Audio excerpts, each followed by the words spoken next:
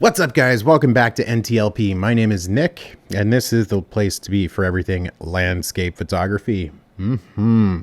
So today, I'm giving you guys a beginner's guide to landscape photography. I'm not going to try to teach you everything within the realm of landscape photography in 10 minutes. That's just not possible. But this will kind of give you a good starting point to venture into landscape photography. So if you're ready, I'm ready. Let's go. I've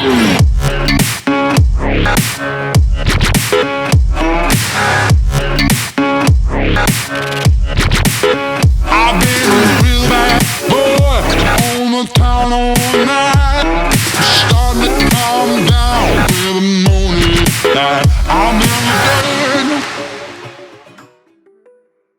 All right, guys, before I get started with this video, if you can hop down there, hit that subscribe button, it'll be greatly appreciated. It'll help my channel out so much. So do that. Also, while you're down there, leave a comment. Also, like, share, and hit that bell notification. It'll let you know when I upload my next video. Technology. It's a wonderful thing. Also, follow me on social media, Instagram, Facebook, Twitter, all that good stuff. Links are in the description below. All right, let's get into this. Okay, so I've been wanting to make this this video for quite some time now. Just a beginner's guide to landscape photography. However, time constraints and all that good stuff, I didn't have the time to do it until now. So I guess chapter one, we'll just dive into this. Chapter one is gear. So cameras. What do you need in a camera? Doesn't matter if it's a full frame APS-C, like I've said previously, as long as it shoots raw. You can get a Fujifilm, you can get a Sony, you can get a Canon, Nikon, Pentax. Basically, it comes down to the feel and placement of buttons and all that good stuff within the camera.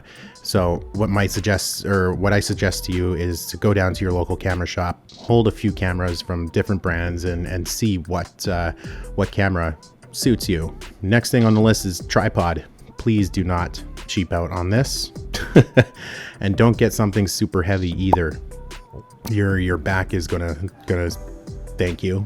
The amount of walking, hiking, just to get those phenomenal vistas and whatnot. You want something that's sturdy, but also light at the same time. My recommendation for that would be a good carbon fiber tripod coupled with a good ball head.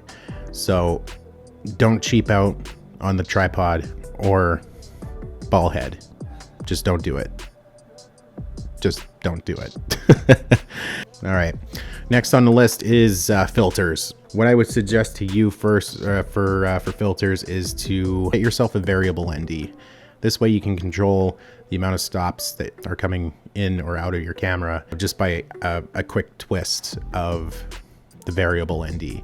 Then you don't have to search through your camera bag and start pulling actual ND filters or graduated ND filters. Another thing to consider getting is a polarizer. Same thing as a variable ND. You just screw it on. It'll help you help your camera cut down on haze and water reflections and all that good stuff. So polarizers and filters, definitely, and don't cheap out on them. Try not to, at least. I guess the fourth thing on this gear list is lenses. I put out a video previous to this about what is the best landscape photography lens. In my opinion, just a good wide angle and a good telephoto. If you're on a full frame, a 24-70 for the wide angle, whoops, for the wide angle, and a 70-200 for the to extend that reach.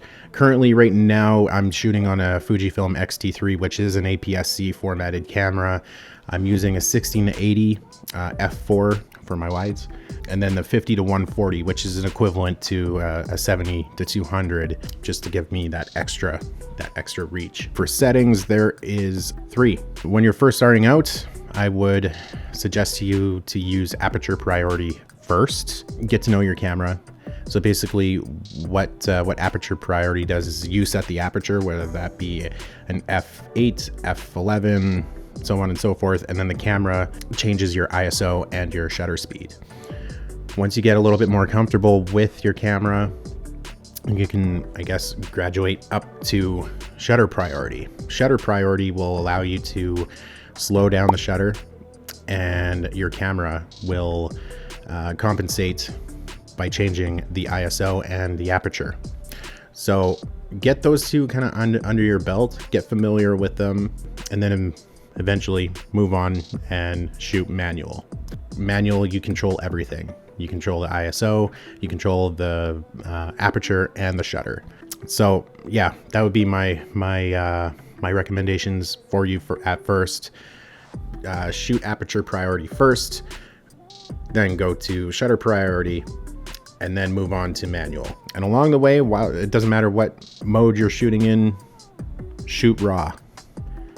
Please shoot raw. There's a whole bunch of reasons why you should be shooting raw. The biggest reason why I shoot raw is because of white balance. You can set your white balance to anything and you can change it in post. With JPEG, it's kind of hard to do. So shoot raw. All right, next chapter, I guess, would be composition. So with composition, you have your foreground, midground, background. You should put a little bit of time and effort into your foreground. I believe that the more time and effort that you do put into your foreground, the better your photo will be. When you're first starting out, I know there's a whole bunch of stuff that you need to know. Composition just kind of falls off. Try to remember the rule of thirds. Just imagine your camera breaks down into 9 blocks. You got 1, 2, 3, 4, 5, 6, 7, 8, 9. You have this center block with intersecting lines.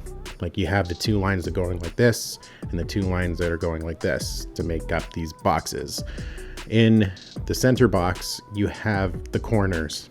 That's where you kind of want to put a point of interest on each, or try to have a point of interest on each of these corners here.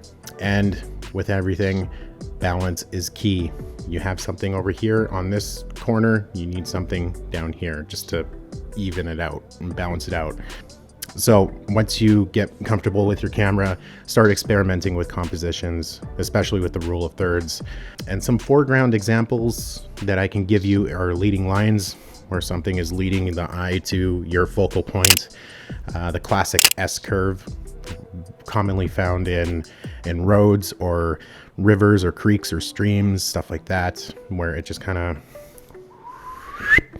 right into your focal point, right? Arches and wedges in the foreground, whether that's something like a little U shape or something like a wedge, like a triangle kind of deal, pointing the eye to where you want your viewer's eye to end up.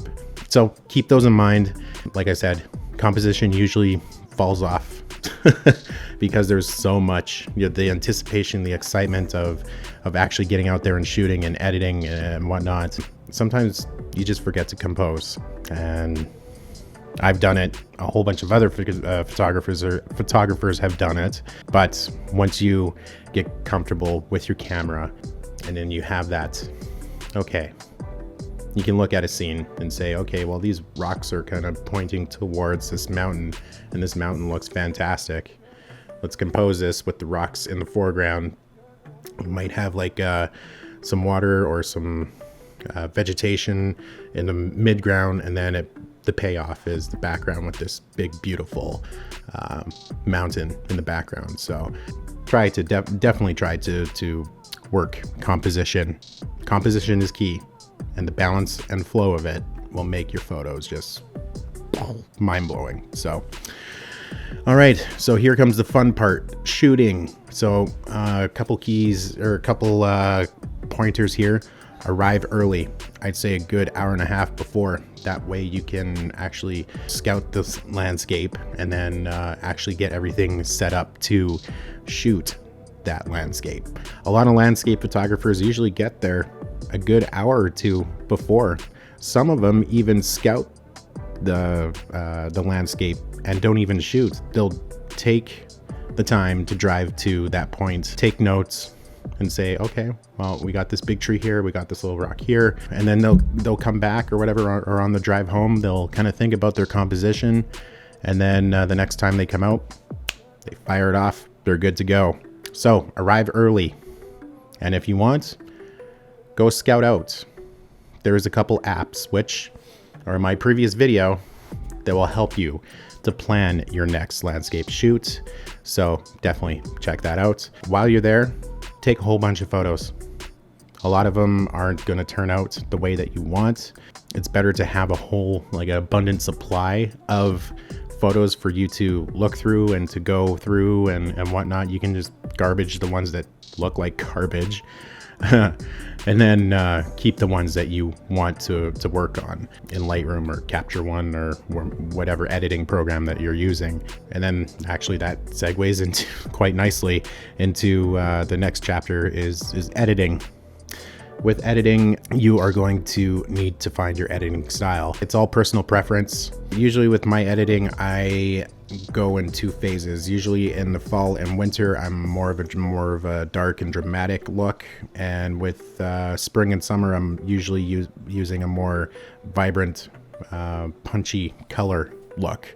So you guys, you just basically have to figure out what type of mood you're trying to set, and basically edit the photo for you. And then you're gonna grow. I mean, the first photo that you edit compared to 5 years down the road, they're gonna look completely different, and that's okay. I mean, that's a sign of you growing, right? So just find your editing style.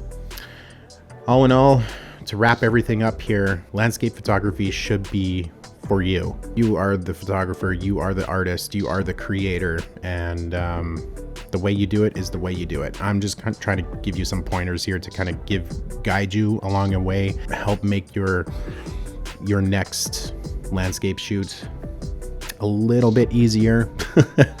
Now, with that being said, composition, I'm going to be putting out a few videos on composition because there's a whole bunch of information that you guys probably should know. So make sure you're subscribed down there, that little red button. Anyways, yeah, a whole bunch of composition videos are coming. So make sure you guys are subscribed to this channel. I'm going to do a deep dive into the rule of thirds, foreground, midgrounds, backgrounds, foreground examples, stuff. So make sure you guys are subscribed to that and hit that little bell notification. So with that being said, I think I hopefully kept this within 10 minutes. Looking at my audio timeline here, I'm approaching 20 minutes, so I think I'm gonna have to condense this down a little bit. But if you guys did get anything from this video, do you agree with it? Do you not agree with it? Do you disagree with it? Let me know down in the comments below. Hit that subscribe button, hit that like, share, and bell notification. It'll let you know when I upload my next video. Also follow me on social media, Instagram, Facebook, Twitter, all that good stuff. Links are in the description below. All right, guys, hopefully this guide gives you a little bit of knowledge and gets you fired up to actually do your first landscape shoot. So we'll leave it at that. We'll see you guys in the next one. Peace.